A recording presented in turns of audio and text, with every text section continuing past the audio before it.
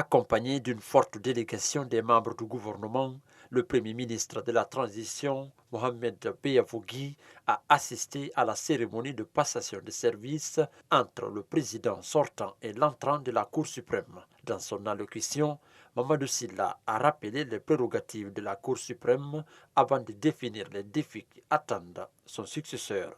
Je laisse en chantier deux textes importants.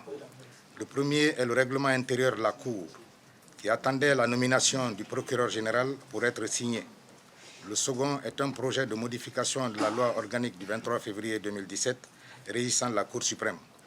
Les présidents de chambre qui ont contribué à leur rédaction et le secrétaire général vous les présenteront. Le bureau de la Cour constitue pour vous un précieux organe consultatif. Je ne doute pas que vous ne manquerez pas de le consulter régulièrement et d'apprécier à leur valeur les initiatives qu'il vous soumettra. En plus de la rénovation du bâtiment principal, nous avons réalisé l'édification d'une annexe de 3 étages également, qui doit être achevée par son ameublement et son équipement.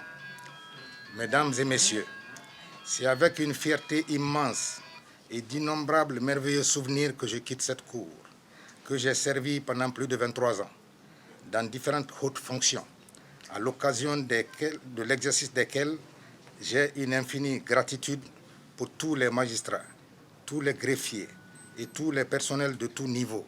Conscient des défis qui l'attendent, le nouveau président remercie le président de la transition pour la confiance portée en sa personne. Fodé Bangoura parle de ses prérogatives. Merci de la grande confiance ainsi placée en ma modeste personne. Veille Allah Tout-Puissant, m'armer de courage et de constance pour honorer les obligations attachées à cette redoutable fonction au moment de refondation de l'État. La réalisation de cette œuvre exaltante, comportant l'émergence économique et sociale de notre pays, l'élimination de la pauvreté, des inégalités, la primauté du droit, exige que la Cour suprême tienne le fil à plomb et le niveau, afin que la construction de l'édifice, dont le plan est tracé à l'aide du compas et de l'équerre, tenu par le président de la transition, soit droite et parfaite en tous ses angles.